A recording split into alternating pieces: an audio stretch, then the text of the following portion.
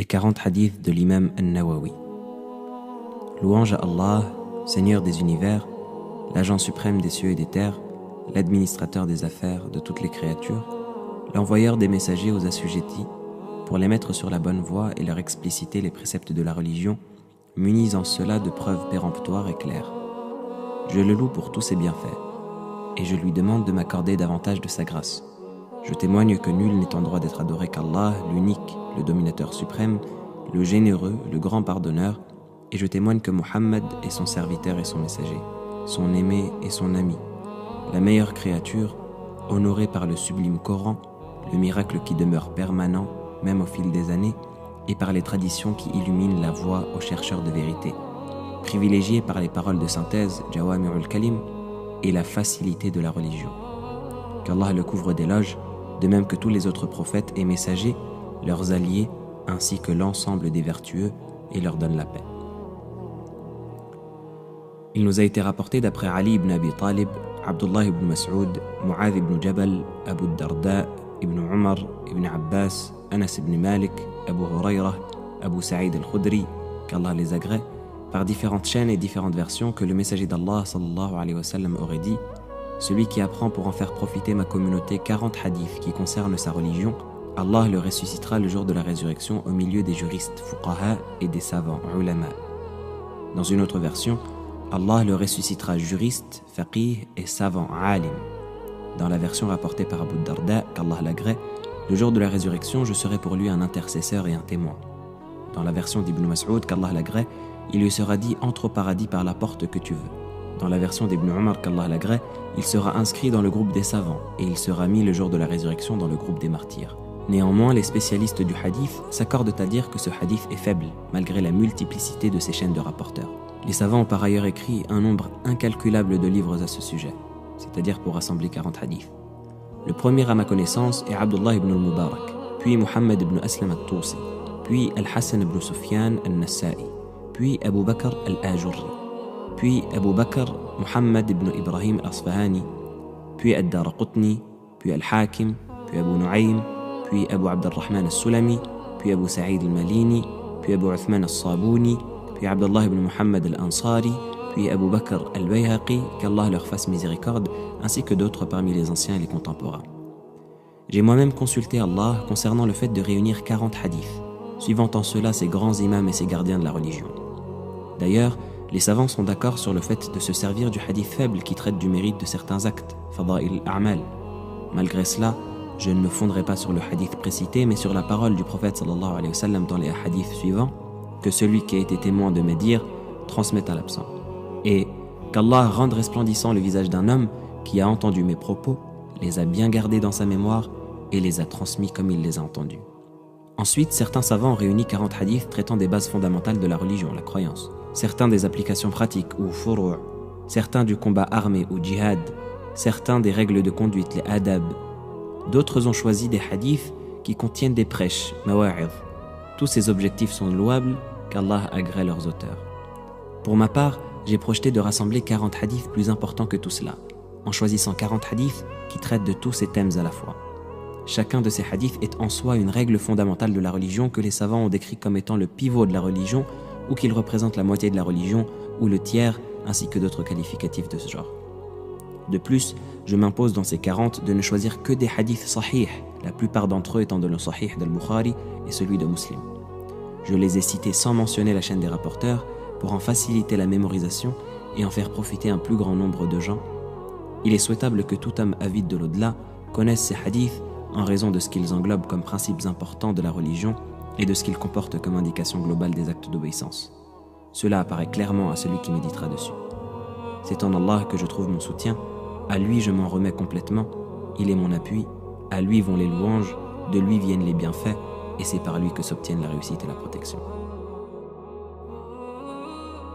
Hadith numéro 1. L'émir des croyants, Abu Hafs, Omar ibn al-Khattab, qu'Allah l'agrée, a dit: j'ai entendu le messager d'Allah sallallahu alayhi wa sallam dire: les actes ne valent que par leurs intentions, et chacun sera rétribué selon son intention. Celui qui a accompli l'émigration pour Allah et son messager, son émigration lui sera comptée comme accomplie en vue d'Allah et de son messager. celui qui l'a accompli pour obtenir quelques biens en ce bas monde ou pour épouser une femme, son émigration lui sera comptée selon ce qu'il recherchait. Rapporté par les deux imams des muhaddithin, Abu Abdillah, Muhammad ibn Ismaïl ibn Ibrahim ibn al-Mughira ibn Bardizbat al-Bukhari et Abu al-Hussein Muslim ibn al-Hajjaj ibn Muslim al-Qushayri al-Naysaburi dans leurs deux recueils authentiques qui sont les plus authentiques livres écrits. Hadith numéro 2. Omar, qu'Allah l'agrée, rapporte également: un jour que nous étions assis chez le messager d'Allah sallallahu alayhi wa sallam, voici que se présenta à nous un homme vêtu d'habits d'une blancheur resplendissante et aux cheveux très noirs. On ne distinguait sur lui aucune trace de voyage, alors que personne d'entre nous ne le connaissait. Il s'avança alors jusqu'à prendre place en face du prophète sallallahu alayhi wa sallam. Il plaça ses genoux contre les siens et posa les paumes de ses mains sur ses cuisses et lui dit: « Ô Muhammad, informe-moi sur l'islam. » Le messager d'Allah sallallahu alayhi wa sallam dit alors: « L'islam consiste en ce que tu dois témoigner qu'il n'est d'autre divinité digne d'être adorée qu'Allah et que Muhammad sallallahu alayhi wa sallam est son messager. Que tu accomplisses la prière rituelle, la salat, que tu verses l'aumône rituelle, la zakat, que tu accomplisses le jeûne de Ramadan et que tu fasses le pèlerinage à la demeure sacrée si tu en as les moyens. » Tu as dit vrai, répondit l'étranger à notre grand étonnement. Comment peut-il les questionner et approuver sa réponse dans un même temps? Il reprit: « Informe-moi sur la foi, al-Iman. » La foi, répondit le prophète sallallahu alayhi wa sallam, que les éloges d'Allah et son salut soient sur lui, consiste en ce que tu dois croire à Allah, à ses anges, à ses livres, à ses prophètes, au jugement dernier, ainsi que croire à la prédestination, qu'elle soit bonne ou mauvaise. Tu as dit vrai, répondit à nouveau l'homme, avant de reprendre: « Informe-moi sur l'excellence, al-Ihsan. » Et le prophète sallallahu alayhi wa sallam lui répondit: « L'excellence consiste à adorer Allah comme si tu le voyais, car si tu ne le vois pas, certes lui te voit. » L'homme lui dit encore: « Informe-moi sur l'heure du jugement dernier. » Et le prophète, que les éloges d'Allah et son salut soient sur lui, lui répondit: « L'interrogé n'en sait pas plus que celui qu'il questionne. » « Informe-moi donc de ces signes précurseurs, dit l'homme. Et le prophète sallallahu alayhi wa sallam lui répondit: « Quand la servante donnera naissance à sa propre maîtresse, et quand tu verras les va-nu-pieds, les déguenillés et les gueux, gardiens de chèvres, rivaliser dans l'élévation des constructions. » Là-dessus, l'homme partit. Un long moment plus tard, le prophète sallallahu alayhi wa sallam, que les éloges d'Allah et son salut soient sur lui, me dit: « Ô Omar, sais-tu qui m'a interrogé ?»« Non, répondis-je. Allah et son messager savent mieux. » Cet homme, dit le prophète, était Jibril, Gabriel, qui est venu vous apprendre votre religion. Rapporté par l'imam Muslim. Hadith numéro 3. Abu Abdurrahman, Abdullah ibn Umar ibn al-Khattab, qu'Allah l'agrée ainsi que son père, a dit: « J'ai entendu le messager d'Allah, que les éloges d'Allah et son salut soient sur lui, dire: l'islam est bâti sur 5 piliers. Le témoignage que nulle divinité ne mérite l'adoration en dehors d'Allah et que Muhammad est son messager, l'accomplissement de la prière rituelle, la salat, l'acquittement de l'aumône légale, la zakat, le pèlerinage à la demeure d'Allah, Hajjul Bayt, et le jeûne du mois de Ramadan. » Rapporté par Al-Bukhari et Muslim. Hadith numéro 4. Abu Abdurrahman, Abdullah ibn Mas'ud, qu'Allah l'agrée, a dit: « Le messager d'Allah, que les éloges d'Allah et son salut soient sur lui, qui est le véridique digne d'être cru, nous a rapporté ce qui suit. Le rassemblement de la création de chacun d'entre vous dans le ventre de sa mère est d'abord pendant 40 jours sous forme de liquide, nutfa. Puis il devient du sang coagulé, alaqa, pendant une durée de temps semblable. Puis il devient comme une bouchée de chair, mudra, durant un même laps de temps. Là-dessus, un ange lui est envoyé, qui lui insuffle l'âme et il lui est ordonné d'écrire 4 commandements. La subsistance de cet être, le terme de son existence, ses actions et enfin son infortune ou son bonheur futur. Par Allah, en dehors de qui il n'est pas d'autre divinité qui mérite l'adoration, il se peut que l'un d'entre vous œuvre comme œuvrent les gens du paradis, jusqu'à qu'il n'y ait plus entre lui et le paradis que la distance d'une coudée. Puis il rattrape ce qui lui a été prédestiné, il se mettrait alors à accomplir les actions des gens de l'enfer et y entrerait. De même, il se peut que l'un d'entre vous œuvre comme œuvrent les gens de l'enfer, jusqu'à qu'il n'y ait plus entre lui et l'enfer que la distance d'une coudée. Puis il rattrape ce qui lui a été prédestiné, il se mettrait alors à accomplir les actions des gens du paradis et y entrerait. Rapporté par Al-Bukhari et Muslim. Hadith numéro 5. Selon la mère des croyants, Abdillah, Aïcha, qu'Allah l'agrée, le messager d'Allah, que les éloges d'Allah et son salut soient sur lui, a dit: « Quiconque invente dans cette affaire la religion, une chose n'en faisant pas partie, son acte sera rejeté. » Rapporté par Al-Bukhari et Muslim. Et dans une version rapportée par Muslim, celui qui fait un acte que nous ne lui avons pas ordonné, son acte sera rejeté. Hadith numéro 6. Abu Abdillah al-Nu'man ibn Bashir, qu'Allah l'agrée, rapporte: J'ai entendu le messager d'Allah, que les éloges d'Allah et son salut soient sur lui, dire « Certes, le licite halal est évident, et l'illicite haram est évident aussi. Mais entre l'un et l'autre, il y a bien des choses équivoques, mushtabihat, que la plupart des gens ne savent pas distinguer. Qui se garde de l'équivoque préserve ainsi sa foi et son honneur. Mais celui qui y tombe, tombe dans ce qui est défendu. Il est semblable au berger, qui mène paître ses troupeaux tout près d'un territoire gardé. Il se peut fortement que son troupeau finisse par y paître. Chaque roi possède certainement un territoire gardé, et le champ gardé d'Allah, ce sont les choses qu'il a interdites. En vérité, il y a dans le corps humain un morceau de chair. S'il est bon, c'est tout le corps qui sera bon. Et s'il est mauvais, c'est tout le corps qui sera mauvais. Ce morceau est le cœur. Rapporté par Al-Bukhari et Muslim. Hadith numéro 7. Selon Abu Ruqayya, Tamim ibn Aws al-Dari, qu'Allah l'agrée, le messager d'Allah, sallallahu alayhi wa sallam, que les éloges d'Allah et son salut soient sur lui, a dit « La religion, c'est la nasiha ». Nous demandâmes envers qui ? Et il répondit « Envers Allah, envers son livre, envers son messager, envers les chefs des musulmans et le commun peuple d'entre eux. » Rapporté par Muslim. Note. Le terme de nasiha a été laissé tel quel en arabe, car les traductions françaises occultent ses significations. La meilleure des définitions qui en a été donnée, c'est de remplir ses devoirs qu'on a vis-à-vis d'autrui. Hadith numéro 8. D'après Ibn Umar, qu'Allah soit satisfait de lui et de son père, le messager d'Allah, que les éloges d'Allah et son salut soient sur lui, a dit « Il m'a été ordonné de combattre les hommes jusqu'à ce qu'ils témoignent qu'il n'est d'autre divinité digne d'être adorée sauf Allah et que Muhammad est son messager, qu'ils accomplissent la prière rituelle, la salat, et qu'ils acquittent l'aumône légale, la zakat. S'ils exécutent ces choses, ils auront à mon égard préservé leur personne et leur richesse, sauf s'ils doivent quelque chose en regard du droit de l'islam, et leur jugement revient à Allah le Très-Haut. » Rapporté par Al-Bukhari et Muslim. Hadith numéro 9. Abu Hurayrah, Abdurrahman ibn Sakhr, qu'Allah l'agrée, a dit « J'ai entendu le messager d'Allah sallallahu alayhi wa sallam dire « Ce que je vous ai défendu de faire, écartez-vous-en. Et ce que je vous ai ordonné, accomplissez-le dans la mesure où cela vous est possible. Ce qui fit périr ceux vous ayant précédés fut l'abondance de leurs questions et leur divergence avec leurs prophètes. » Rapporté par Al-Bukhari et Muslim. Hadith numéro 10. Selon Abu Hurayrah, qu'Allah l'agrée, le messager d'Allah, que les éloges d'Allah et son salut soient sur lui, a dit « Allah le Très-Haut est tayyib, bon, et n'accepte que ce qui est tayyib, bon. Allah a ordonné aux croyants ce qu'il a ordonné aux messagers. Il a dit s'agissant des messagers, « Ô les messagers, mangez des choses bonnes et faites de bonnes œuvres. Je sais parfaitement ce que vous faites. » Et il a dit s'agissant des croyants, « Ô vous qui croyez, mangez des choses bonnes que nous vous attribuons. » Puis le messager d'Allah, que les éloges d'Allah et son salut soient sur lui, évoqua le cas d'un homme qui fait un long voyage, les cheveux ébouriffés, poussiéreux, levant les mains au ciel, criant « Ô Seigneur, ô Seigneur !» alors que sa nourriture est de source illicite, sa boisson est de source illicite, ses habits sont de source illicite. Il s'est rassasié de ce qui est illicite. Comment son invocation pourrait être exaucée? Rapporté par Muslim. Hadith numéro 11. Abu Muhammad al-Hassan ibn Ali ibn Abi Talib, le petit-fils du messager d'Allah et son bien-aimé, a dit « J'ai retenu ceci du messager d'Allah sallallahu alayhi wa sallam, que les éloges d'Allah et son salut soient sur lui. Délaisse ce qui t'inspire du doute au profit de ce qui ne t'en inspire pas. » Rapporté par Tirmidhi al-Nasa'i, At-Tirmidhi dit « C'est un hadith bon et authentique. » Hadith numéro 12.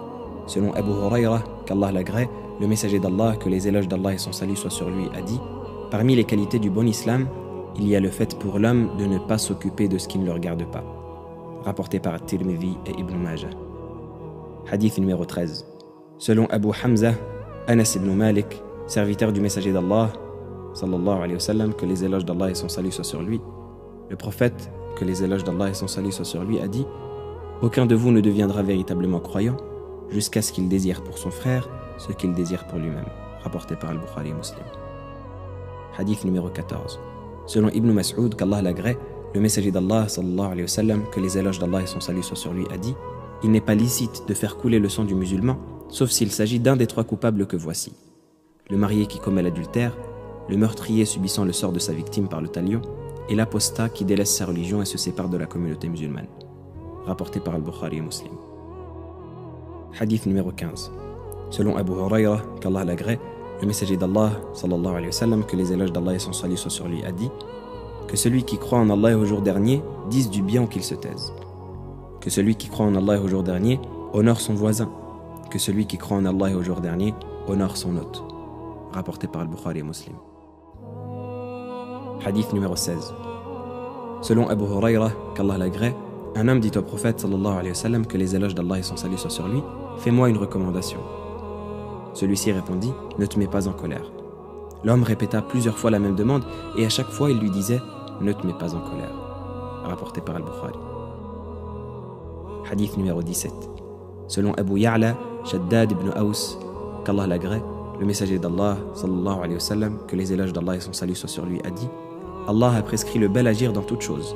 Quand vous tuez, faites-le de façon parfaite. Quand vous égorgez une bête, faites-le de façon parfaite. Aiguisez bien votre lame et reposez votre bête. Rapporté par Muslim. Hadith numéro 18.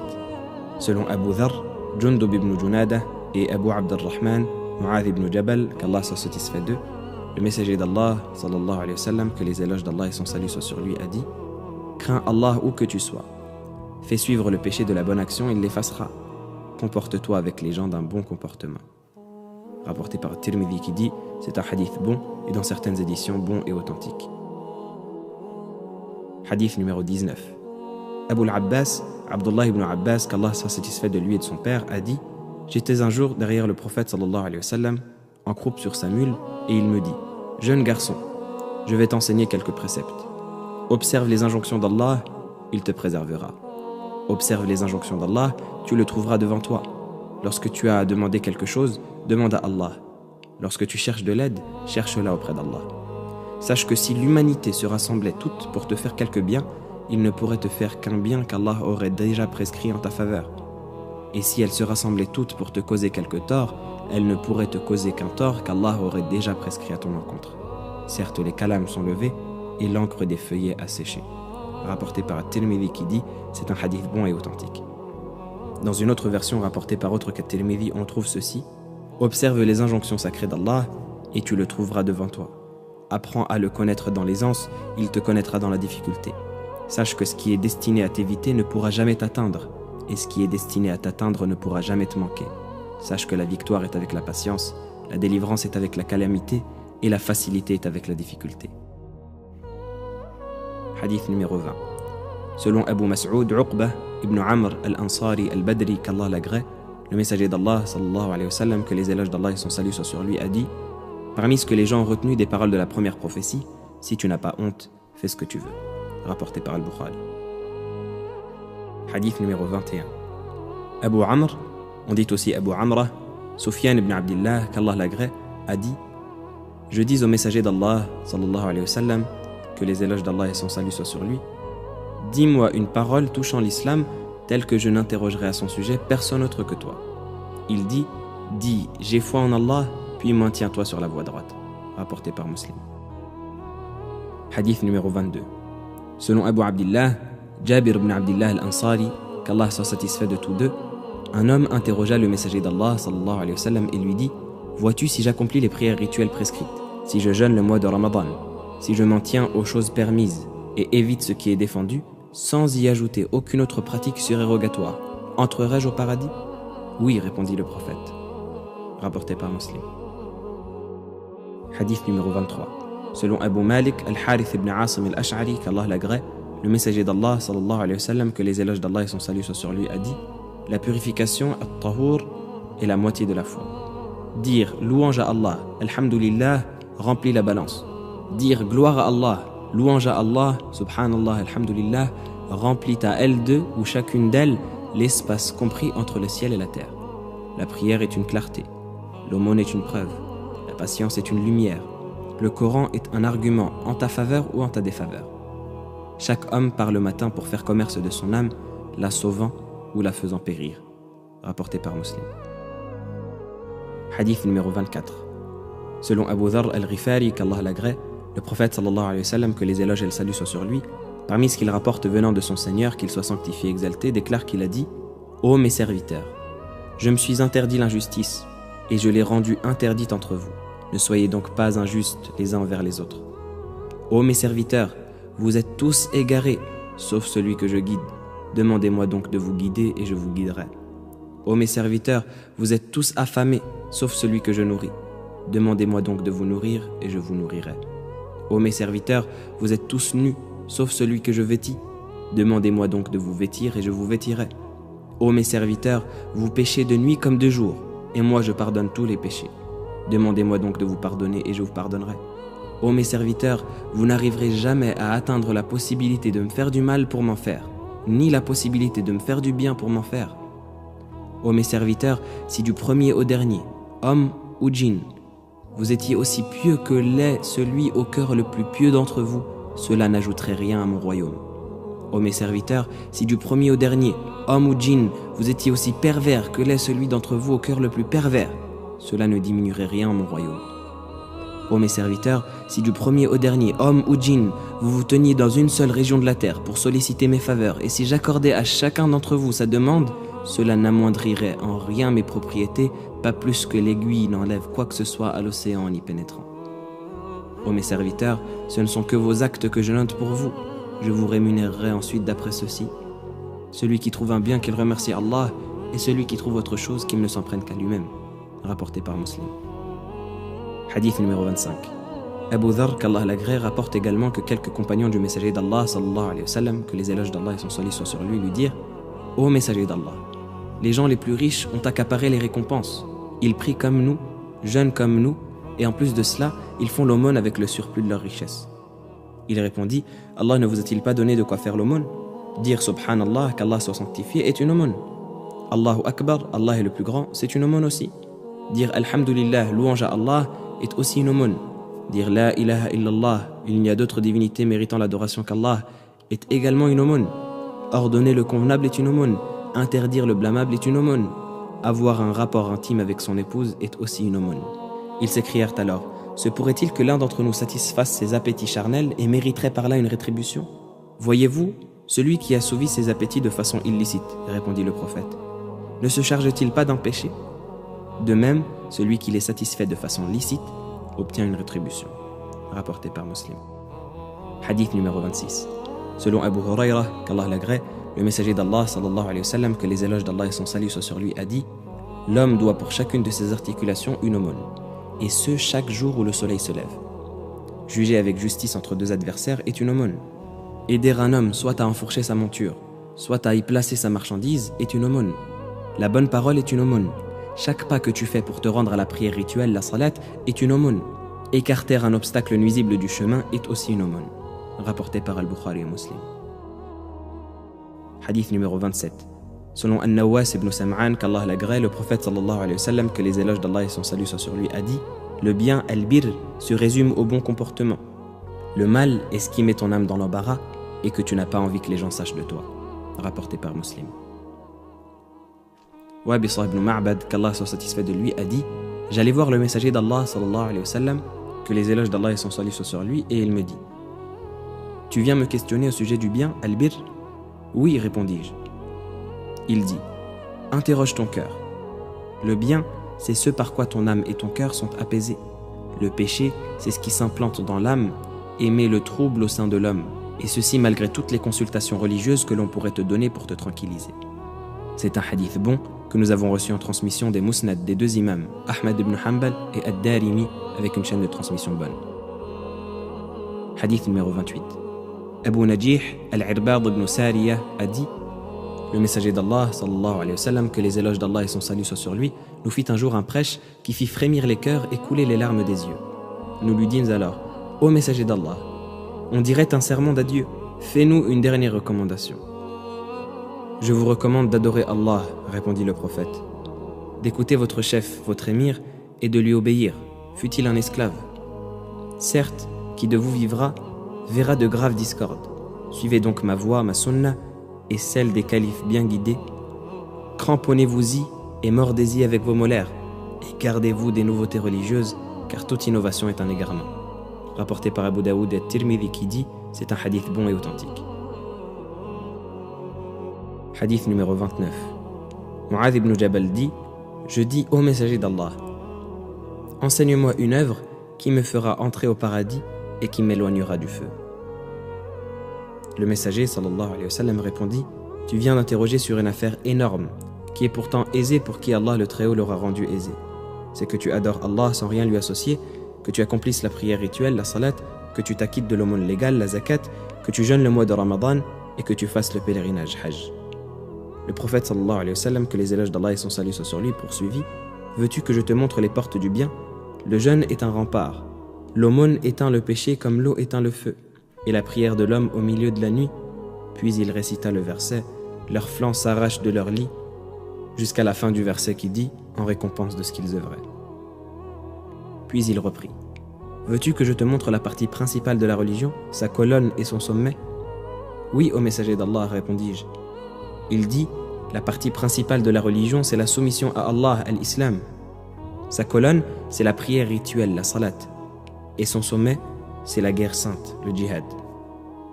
Il ajouta: veux-tu que je t'apprenne ce qui soutient tout cela? Oui, ô messager d'Allah, répondis-je. Il saisit alors sa propre langue et dit: garde-toi de celle-là. Je lui dis: ô prophète d'Allah, serons-nous donc susceptibles d'être châtiés pour des paroles tenues? Malheureux, rétorqua le prophète.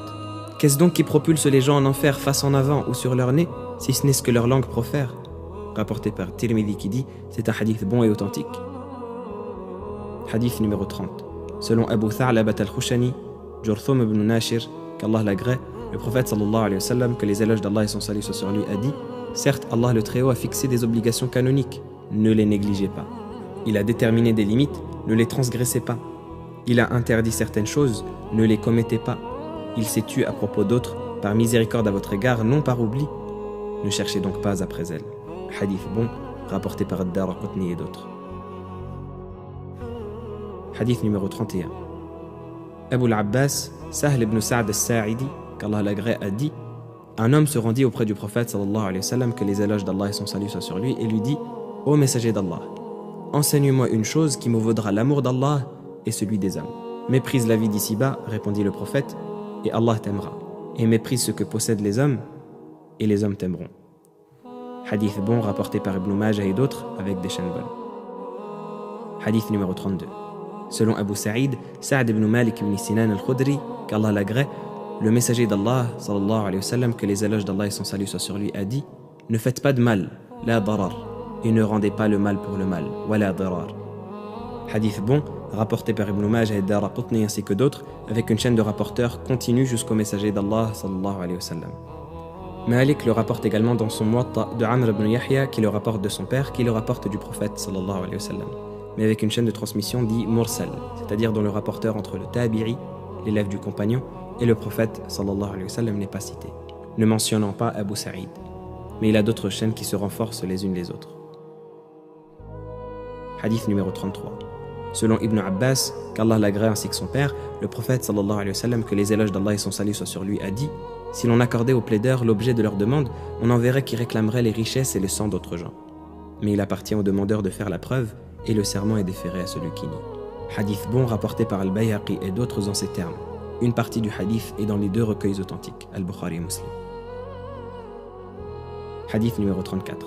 Abu Sa'id al-Khudri, qu'Allah l'agrée, a dit qu'il a entendu le messager d'Allah, sallallahu alayhi wa sallam, que les éloges d'Allah et son salut soient sur lui, dire: si l'un d'entre vous voit quelque chose de blâmable, qu'il le combatte de ses mains. Si cela ne lui est pas possible, que ce soit par sa langue. Et si cela encore ne lui est pas possible, que ce soit avec son cœur, c'est là le minimum imposé par la foi, rapporté par Muslim. Hadith numéro 35.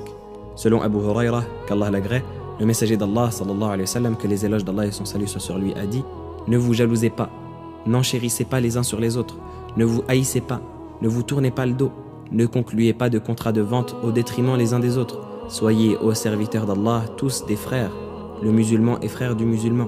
Il n'est pas injuste envers lui, ne le trahit pas, ni ne lui ment, ni ne le méprise. La crainte d'Allah est ici. Et il dit ceci en montrant 3 fois son torse, puis il ajouta: il suffit à l'homme comme mâle de mépriser son frère musulman. Tout ce qui appartient au musulman est sacré pour le musulman, son sang, son bien, son honneur. Rapporté par Muslim.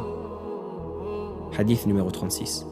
D'après Abu Huraira, qu'Allah l'agrée, le prophète sallallahu alayhi wa sallam, que les éloges d'Allah et son salut soient sur lui, a dit: quiconque apaise un musulman d'une affliction des afflictions de ce bas monde, Allah lui allégera une des afflictions du jour de la résurrection.